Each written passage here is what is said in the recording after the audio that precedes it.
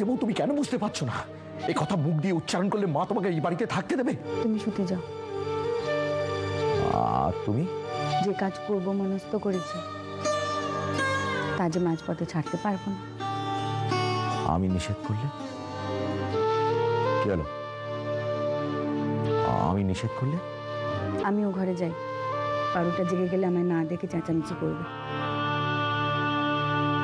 বদ্দি, তোমার চোখ মুখ অমন লাগছে কেন গো? রাতে ঘুম হয়নি বুঝি? কই না না, হয়েছে তো।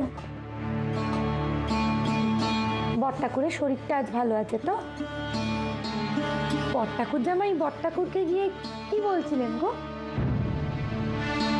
মানে একেবারে ঘরের ভিতর ঢুকে কথা কইছিলেন, তাই জন্য জিজ্ঞেস করলাম। সে আমাদের শোনার দরকার নেই বলেই বুঝি ঘরে গিয়ে বট্টাকুরকে কয়েছেন। তুমি বুঝি জানো না কি কথা? সে জানার হলে জানি। সব সময় তো আর ঘুরিয়ে কথা বললে হয় না মেজদি। সংসারে তো এমন অনেক কিছুই ঘটে যাচ্ছে কাউকে না জানিয়ে। সেসব দেখে শুনে তো আর চোখ কান বুজে থাকা যায় না, বিশেষ করে সেসব কাণ্ড যখন গোটা পরিবারের মান সম্মান নিয়ে টানাটানির ব্যাপার। তুমি ওদিকে ওনারা ছোট্টা কুকুর চাটা দিয়ে এসো তো, ওনারা নেমে এসেছেন। এই যে গাছ গচ্ছা খরচা করে ছেলে রাঁধুনি ঢোকানো হলো, সে কি করছে? সে তো শুধু বসে বসে মাইনে পাচ্ছে। তাতে সংসারের কি সুরা হলো?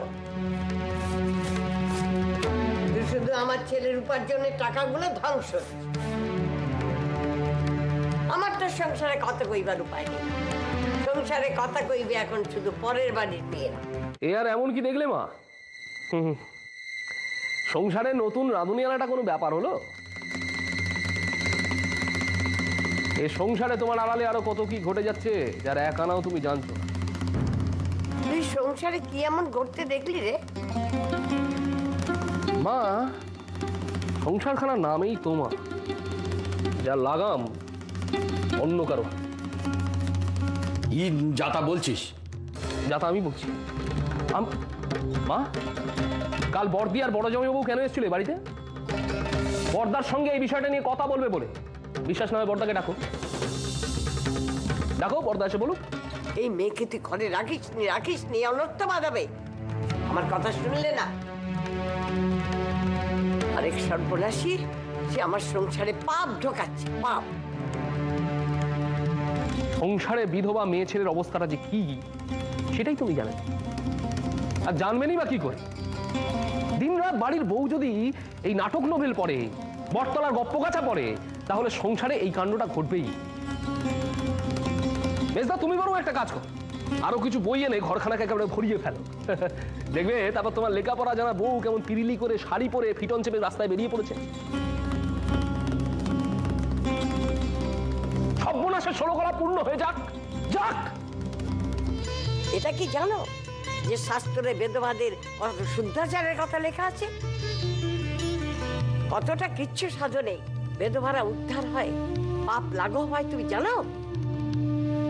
মল্লিকা বিধবা, এ বাড়িতে একখানা ঘর জুড়ে আছে, এ কথা যে অনেকেরই সহ্যের বাইরে, সে তো আপনার অজানা নয় মা। ভবিষ্যতে যখন বাড়ির ছেলেগুলোর সংসার হবে, যখন ঘরের সংখ্যায় টান পড়বে, তখন সংসারে সবার আগে বাড়তি জঞ্জাল কে হবে? আজ বড়ঠাকুর রোজগার করছেন, নিজের মেয়ের দায় নিজে নিতে পারেন, কিন্তু তিনিও তো চিরকাল থাকবেন না মা। তখন মল্লিকাকে কার ভরসায় রেখে যাবেন?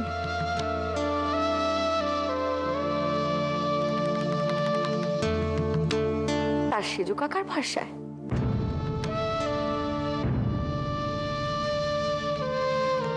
তার চেয়ে তো মেয়েটার হাত পা বেঁধে জলে ফেলে দেওয়া ভালো।